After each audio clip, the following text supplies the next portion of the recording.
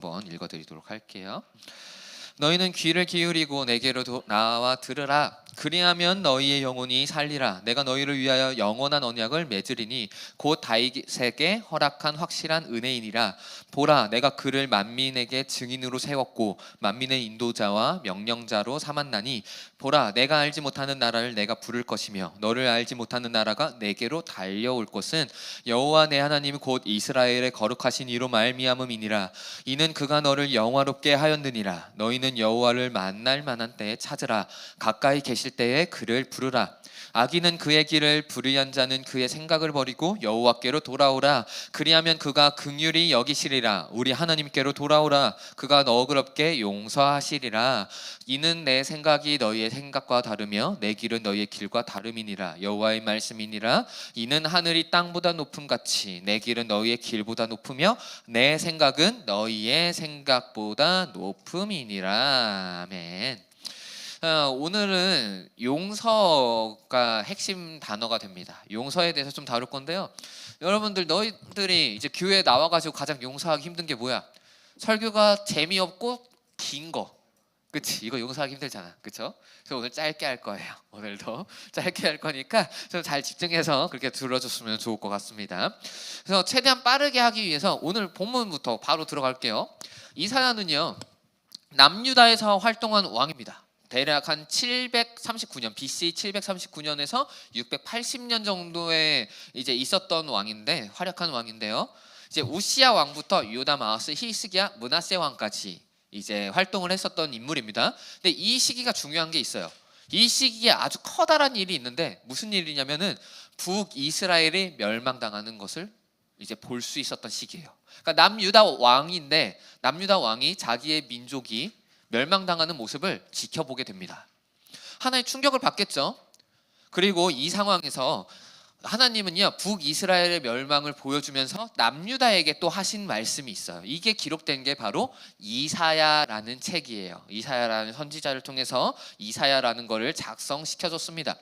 자, 이 북이스라엘 멸망당하는 거, 이거를요, 아마 이사야는요, 하나님을 잘 아는 자로서, 말씀을 전하는 자로서 왜 멸망당했는지 알았을 거예요. 자, 신명기 29장 25절에서 28절을 보면요, 이렇게 표현되어져 있습니다. 자, 그때 사람들이 대답하기를 그 무리가 자기 조상의 하나님 여호와께서 그들의 조상을 애굽에서 인도하여 내실 때에 더불어 세우신 언약을 버리고, 자, 이 언약 지난주에도 잠깐 설명했듯이 뭐예요? 하나님의 말씀을 지켜 행하면 나는 너희들의 신이 될 것이고 너희들은 나의 백성이 될 것이다 라는 그 언약이었어요. 이것을 버려버렸습니다. 그리고 가서 자기들이 알지도 못하고 여호와께서 그들에게 주시지도 아니한 다른 신을 따라가서, 바알 아세라 신 많이 섬겼다고 했죠? 그 신을 따라가서 어떻게 되냐? 그들을 섬기고 절한 까닭이라. 그래서 멸망당할 거라는 거예요. 이미 이사야는 한 번 알고 있었습니다. 아, 북이스라엘이 왜 멸망당했는가? 언약을 지켜 행하지 않았기 때문이다. 그 다음에 28절에 따라서 이렇게 등장해요. 여호와께서 또 진노와 격분과 크게 통한하심으로 그들을 이 땅에서 뽑아내사. 이 땅은 어디예요? 가나안 땅이에요. 가나안 땅에서 그 민족을, 이스라엘 백성들 뽑아낸대요. 뽑아내가지고 다른 나라에게 넘겨버린대요. 내던진대요. 이게 아수르 제국이 북이스라엘의 사람들을 포로로 끌려가고, 나중에 가면 남유다도 멸망당하거든요. 남유다가 그 바벨론 제국에게 포로를 끌려가는 그 상황을 이미 예언되어져 있었어요. 신명기에 이미 기록되어져 있어요. 나중에 북이스라엘과 남유다가 하나님의 말씀을 지켜 행하지 아니하여서 그 언약을 깨버려서 어떻게 된다고요? 그 나라에서, 그 땅에서 뽑혀져 나갈 거래요. 그 이유가 뭐예요? 그들이 하나님 앞에서 범죄함으로. 하나님만을 의지하고 쫓은 게 아니라 알지도 못하고 하나님이 알려주지도 않은 신을 쫓아가고 그들에게 절함으로, 그래서 멸망을 당할 것이다 라는 게 이미 신명기에 기록되어져 있었어요. 근데 이게 가만히 보니까 북이스라엘만 그런 행태를 하고 있는 거예요? 아니에요. 그래서 이사야가 이제 거기서 충격을 먹습니다. 이사야 3장 8절에 이런 구절이 있습니다. 3장 8절 한번 띄워주세요. 예루살렘이 멸망하였고 남유다가 엎드려졌으면. 이게 남유다거든요. 예루살렘은요, 남유다의 수도예요. 그 예루살렘이 멸망당한대요. 유다, 남유다를 주로 이야기를 해요. 엎드려졌으면 그들의 언어와 행위가 뭐라고 해요? 여호와를 거역하여. 그들의 말들과 그들의 행동이 여호와를 거역해요. 나 하나님 안 믿을래요 라고 거역하고 있는 거예요. 이미 이사야는 이것을 봤어요. 아, 남유다도 멸망당하겠다. 그렇죠?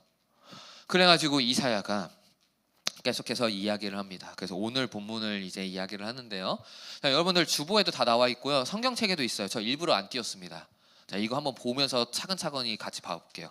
주보에 나와 있기도 하고요. 성경책에도 나와 있으니까 자, 주보 한번 잘 봐주세요. 자, 3절에 먼저 이렇게 이야기합니다. 너희는 귀를 기울이고 내게로 나와 들으라. 일단 너희들은 내 이야기를 잘 들어야 돼. 너희들 내 이야기 좀 들어봐. 자, 그리하면 너희의 영혼이 살 건데, 이제 너희들이 멸망당하지 않고 살아남을 건데, 내가 너희를 위하여 영원한 언약을 맺으리니 곧 다윗에게 허락한 확실한 은혜니라. 자, 다윗에게 하나님이 하나의 언약을 한번 맺어줬어요. 뭐냐면요, 너의 후손이 영원히 그 왕권을 잃어버리지 않을 것이다 라는 그 언약이 하나가 있었어요. 자, 이것을 너희와도 맺어줄게. 다윗뿐만이 아니라 너희와도 맺어줄게. 그러니까 너희를 위해서 하나의 영원한 언약을 또 맺어줄 거야. 그러니까 너희들은 내 말을 잘 들어야 돼 라고 하는 게 3절이에요. 그리고 4절로 넘어갑니다. 보라, 내가 그를, 여기서 그는 예수님이에요. 예수님을 만민에게 증인으로 세웠대요. 왜, 어떤 증인이에요? 하나님이 살아계신다. 이스라엘의 그 하나님이 창조주시고 그분이 아직 살아계신다 라는 거죠. 그 증인으로 세웠고 만민의 인도자와 명령자로 삼았으니, 자, 인도자와 명령자는 뭐예요? 왕으로 세웠다는 거예요. 왕으로, 우리들을 이끌어갈 왕으로, 그리고 우리들에게 명령을 내릴 수 있는 권한을 가진 왕으로 그 예수님을 세워준대요. 다윗에게 주셨던 그 영원한 왕권이 예수님에게 넘어온 거예요. 그래서 예수님을 통해서 하나님과 우리가 다시 한번 언약을 맺습니다. 자, 그래서 보라, 내가 알지 못하는 나라를 내가 부를 것이며, 저기서 알지 못하는 나라는 뭐냐면 천국이에요. 천국. 여러분들 천국 가본 적 있는 사람 손? 갔다 오면은 한번 죽었다가 살아난 거야. 너희들 아직 죽은 적 한 번도 없지? 너희들 알지 못해. 그 나라가 너희들을 부를 거래. 천국이 오라고 이야기할 거래요. 그리고 너를 알지 못하는 나라가 내게로 달려올 것이고요. 그 천국이 이제 당차 여러분들에게 달려올 거라는 거예요. 달려온대요. 그래가지고 여호와 내 하나님 곧 이스라엘 거룩하신 이로 말미암아 이는 그가 너를 영화롭게 하셨음이라. 그렇게 될 이유는 뭐냐면은 바로 그 다윗과 그 언약을 맺어준 거, 그 예수님을 통해서 우리들에게 다시 한번 맺어줘가지고 우리를 그 나라로 초청해 주신다는 거예요. 자, 어떻게 했을 때요? 너희들은 귀를 기울이고 내게로 나와 들으라. 3절의 그 초반 그 구절이에요. 그렇게 하면은 우리들에게 천국을 보장해 줄 것이고 우리의 영혼을 다시 한번 소생시켜 준다, 회복시켜 준다라고 이야기를 한 거예요. 자, 그래서 6절에 그러니까 너희는 여호와를 만날 만한 때에 찾으라. 만날 만한 때 뭐예요? 기회 줄 때 찾아. 내가 너희들에게 기회 줄 때 찾아. 너희들에게 내가 돌아와라고 이야기할 때 너희들은 나에게 돌아와.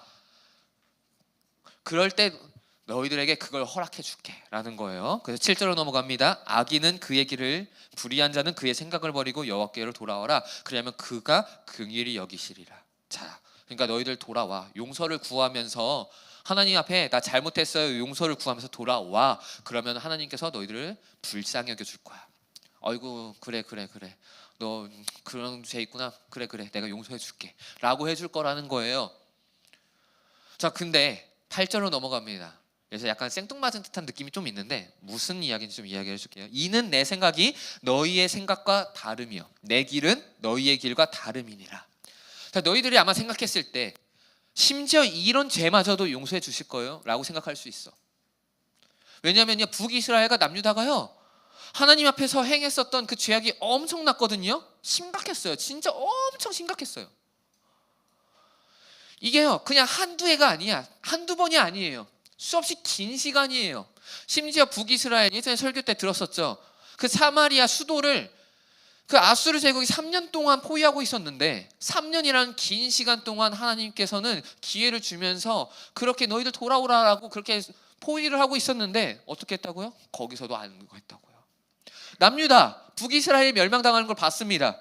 아, 우리가 하나님과의 언약을 지키면 저렇게 멸망당하는구나, 이 땅에서 뿌리째 뽑혀 나가버리는구나 라는 걸 봤어요. 그런데 남유다는 여전히 어떻게 하고 있어요?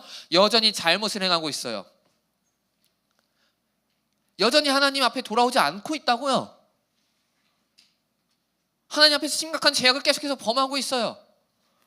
여전히 그 땅 가운데는 죄악이 너무나도 만연해요. 가난한 자들을 더욱더 가난하게 만들기 시작하고 다른 사람을 핍박하고, 그리고 여호와의 말씀은 어디 있는지 성전 문은 닫혀 있고 심지어는 그 기둥은 막 흔들리고 있고, 근데 자기들의 집은 너무 호화찬란하고 그런 상황이 계속 펼쳐지고 있는 겁니다. 네, 그래서 이런 사람들에게 충분히 그런 생각할 수 있어요.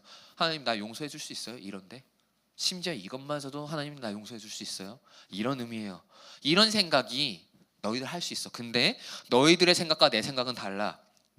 너희들의 길과 내 길은 달라. 너희들은 이 정도의 엄청난 죄악을 범했을 때 반드시 그것을 죽여야 되겠지. 용서를 절대 못 해주겠지. 왜 그 더글로리 봐봐요. 더글로리 봤어요? 넷플릭스에? 어떻게 봤어? 19금일 건데. 참 대단하네. 19금인데 그걸 봤네. 야 어떻게 봤냐? 어제가 19금 그 더글로리를 보면요. 핫하니까 아마 유튜브 쇼츠로 봤겠지, 그렇죠? 그치? 유튜브로 그냥 스쳐 지나가는 거 19금 장면 안 나오는 걸로 아마 봤을 거야. 그치? 어제는 그런 건데 그 더글로리를 봐봐요. 얼마나 그 복수심에 불타서, 그냥 우리들의 생각으로는 그게 너무 사이다고 통쾌하고 너무 좋잖아. 그렇지 않냐? 야, 이런 죄악을 범했는데 당연히 이 정도의 복수를 당해야 되는 거 당연한 거 아니야? 라는 생각을 충분히 할 수 있다고요. 그렇죠? 그런데 하나님은 좀 달라요. 좀 달라요. 어떠한 죄마저도 용서를 구하며 돌아오면은 봐주신다고요. 물론 더글로리에 보면은 악역들 용서를 안 구했으니까 사실은 마땅히 그렇게 가는 것 같긴 해. 보면은 우리 송혜교도 너한테 기회 줄게, 용서를 구해라고 하는 장면이 있죠. 그런 것들이 나오긴 하는데 어쨌건 간에 하나님의 생각은 좀 달라요. 어떠한 죄악마저도 전부 다 용서를 해주겠다라는 거예요. 이는 하늘이 땅보다 높은 같이 내 길은 너희의 길보다 높고 내 생각은 너희의 생각보다 높으니라 라고 하면서 그것에 대해서 한 번 더 이야기합니다. 용서를 구해라. 그러면은 나는 너희들에게 반드시 용서를 받아줄 것이다. 너희들에게 회복함을 선물해 줄 거다. 걱정 말고 나에게 돌아오라 라고 이야기하는 것이 바로 오늘 이사야의 메시지입니다. 여러분들 한번 지금 잠깐 생각 한번 해봅시다. 절대로 용서 못할 만한 죄 한번 생각해봐요. 다른 사람이 나한테 이런 죄를 저질렀어. 그럼 난 절대로 용서 못할 것만 같은 그런 죄 한번 떠올려봐요. 여러 가지가 있겠죠. 우리 부모님을 누군가가 죽인다던가. 야 쉽지 않지. 그건 못해. 그렇죠. 누군가가 나에게 학폭을 가해. 더글로리아 같이 그 고데기나 이런 걸로 막 전신을 다 지지기 시작하고 막, 와, 용서할 수 있겠냐? 쉽지 않지. 쉽지 않죠. 근데 그것마저도 용서하신다고 하는 것이 바로 하나님이시다라는 거죠. 그래서 우리는요 이런 하나님을 의지하고 돌아가 봐야 돼요. 사실 우리 또한 남유다 북이스라엘 같은 그런 죄악 많지 않아요? 오늘 아침에 솔직히 일어나는 거 손 쉬었다 손 한번 들어봐봐. 예배 드린다고 하니까 막 마음이 막 들뜨고 막 기뻐가지고 막 난 무조건 가야 돼 막 그러면서 새벽부터 막 눈이 번쩍 띄어져가지고 기대감에 막 그렇게 나온 사람 한번 손 들어봐. 없지. 없을 거야. 쉽지 않아. 목사인 나도 쉽지 않아요. 그런 거. 그거 쉽지 않아요. 이게요 바로 하나님을 거역하고 있다라는 의미예요. 우리 또한 죄인이라는 의미가 여기에 있어요. 하나님 앞에서요. 자, 그리고 여러분 또 한번 해봅시다. 너희들 혹시 시험 기간만 되면은 예배 시간 나오는 게 너무나 행복하다 한번 손 들어봐봐. 시험 공부해야 된다는 그런 조급함이 없고 오히려 하나님의 말씀을 어떻게든 내가 받아야 되겠다, 어떻게든 들어야 되겠다라는 그런 조급함만 가지고 나온다. 한번 손 들어봐봐. 있니? 있어? 오, 있네. 오, 있어. 오, 있어. 오, 대단해. 오늘 지각했는데 저기는 더글로리 19금인데 어떻게 봤는데도 그런 게 있어. 대단해. 대단한데 어쨌건 그런 사람 거의 없을 거예요. 그게 바로 우리가 하나님을 거역하고 있다라는 의미예요. 남유다가 그랬듯이 북이스라엘이 그랬듯이요. 우리는 자연스럽게 하나님의 말씀을 떠나는 게 너무 기뻐하는 자들이에요. 그게 바로 우리가 죄인이라는 의미예요. 우리가 성경에서 너희들에게 죄라고 이야기할 때, 죄인이라고 이야기할 때, 나 경찰서 갈 만한 죄 없는데요? 라고 이야기하죠. 뭐 그런 걸 떠나서 하나님 앞에서 하나님께 말씀 듣고 찬양하고 기도하는 게 너무나도 힘겹고 어렵다는 거, 하나님의 뜻대로 하나님의 말씀대로 지켜 행하는 것보다 내 마음대로 내 쾌락을 쫓아서 가는 게 더욱더 행복한 것만 같은 그런 생각이 드는 거, 그거 자체가 죄라고요. 이미요. 그것에 대해서 하나님은 그렇게 이야기하는 거예요. 너희들 그 땅에서 뽑혀서 다른 나라에게 끌려갈 거야. 실제로 그렇죠. 성경에 보면요, 우리는 하나님 나라에서 뽑혀서요, 죽음이라는 그 나라에 끌려간 사람이었어요. 죄인이었으니까요. 자, 근데 이 상황에서 하나님이 말씀하십니다. 회개하고 돌아와라. 나에게 용서를 구해라. 그러면은 내가 용서해 줄게. 다시 한번 끌려갔던 그 땅에서 돌이켜서 하나님 나라로, 그 천국으로 다시 한번 돌려 세워 줄게. 그러니까 나에게 용서를 구해라. 이게 하나님의 말씀입니다. 자, 근데요, 죄라는 것이요, 크게 두 가지로 구분된다는 거 알아요? 하나는요, 하나님의 앞에서 하나님에게만 저지른 죄가 하나가 있고요, 다른 거 하나는요, 이웃에게 저지르는 죄가 있어요. 사실은 둘 다 죄예요. 이웃에게 저지르는 거, 그것도 하나님이 원하시지 않거든요. 그래서 어쨌건 그 커다란 의미로는 이웃에게 저지르는 죄도 하나님 앞에 저지르는 죄긴 한데, 그거에도 구분은 두 개로 나눌 수 있어요. 하나는 뭐예요?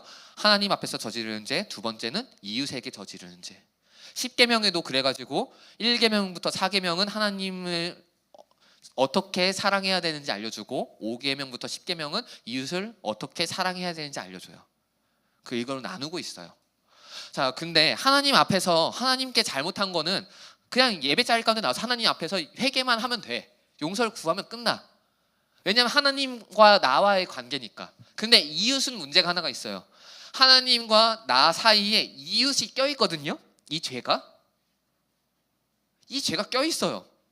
이런 문제가 있어요. 자, 그러면 이웃에게 화해를 구하는 게 마땅한데 우리는 보통은 안 그러죠. 옛날에 밀양이라는 영화가 하나 있었어요. 거기를 보면 전도연 영화배우가 나오는데, 전도연이 피해자인데 가해자가 뭐라고 하냐면요, 교도소에 들어가서 나 교회 다니기 시작했고 예수님 앞에서 나 회개 기도했어요. 나 이제 자유함 얻었어요. 그래서 깔깔깔 웃는 거야.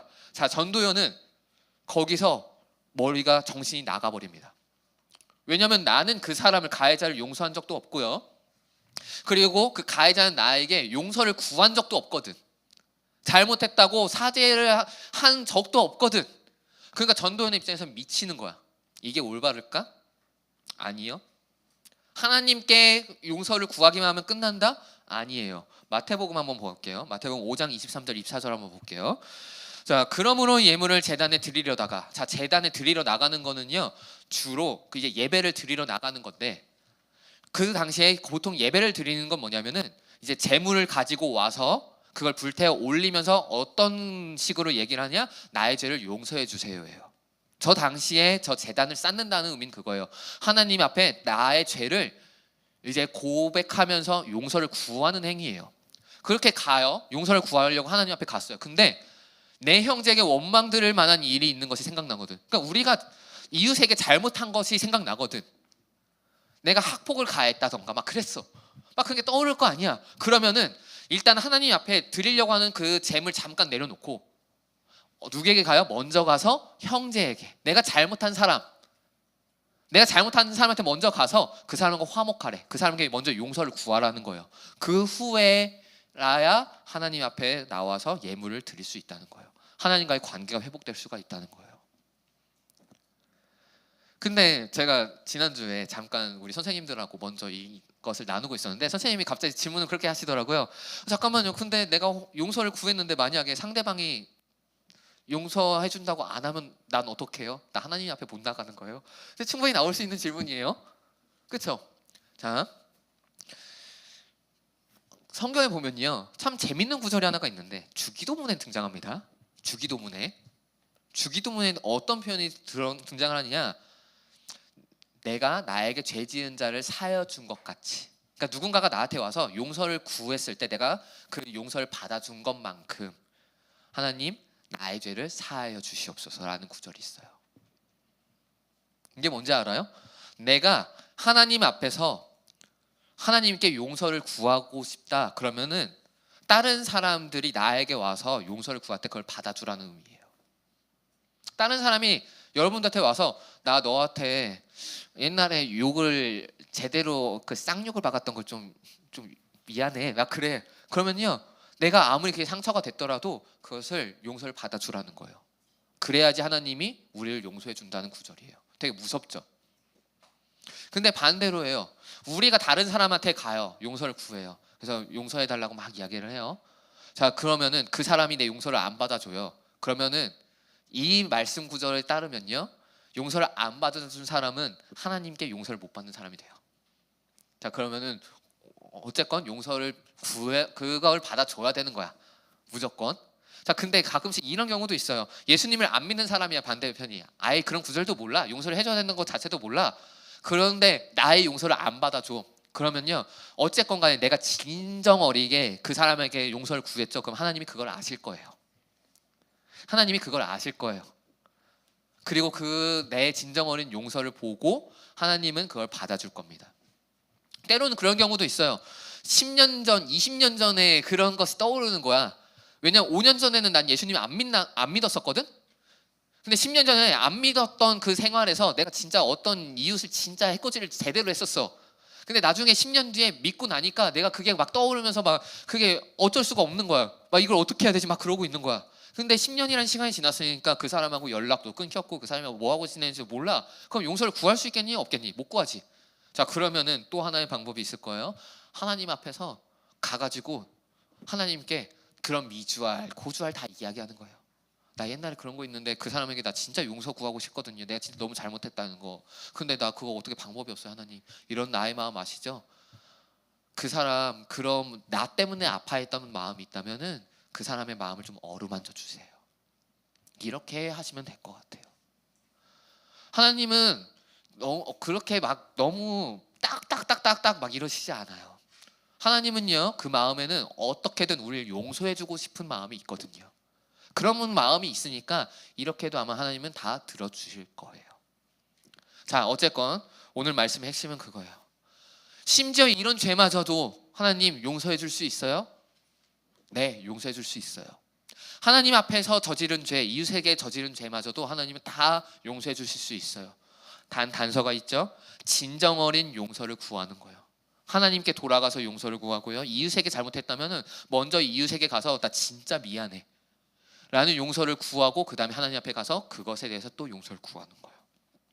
그러면 하나님께서 우리들의 용서를 받아주시고 뽑혀졌었던 그 땅으로 다시 한번 돌려주실 거예요. 천국 땅으로 하나님은 우리들을 인도해 주실 겁니다. 그러니까 심지어 이것마저도요 그런 거 생각하지 마시고요 우리들이 가지고 있는 모든 죄를 하나님 앞에 용서를 구했으면 좋겠습니다. 그래서 북이스라엘이 남유다가 그 멸망당했던 거 우리들은 그렇게 안 됐으면 좋겠어요. 우리는 하나님이 주신 그 은혜 가운데 거하면서 날마다 살아나가는 우리 모두가 되어졌으면 좋겠습니다. 말씀을 맺겠습니다. 우리는 살면서 수없이 많은 죄악을 짓습니다. 북이스라엘 남유다 멍청해 보이죠? 근데 그것이 바로 우리들의 모습이에요. 근데 하나님이 그 가운데서 이렇게 말씀합니다. 용서를 구하라. 내게로 돌아와라. 잘못을 구해라. 그러면은 내가 너희들을 용서해 주겠다. 하나님은 우리를 어떻게든 포기하지 않으시기를 원하시는 분이고 어떻게든 우리들에게 용서를 해주기를 원하시는 분입니다. 그러니까 우리가 하나님 앞에 돌아가기를 원합니다. 그래서 하나님이 주신 이 은혜의 삶 그리고 하나님이 주실 그 천국의 땅에서 뽑혀나가는 인생이 아니라 그 안에 뿌리 깊게 그렇게 자리 잡고 하나님이 주시는 은혜 가운데 둘러싸여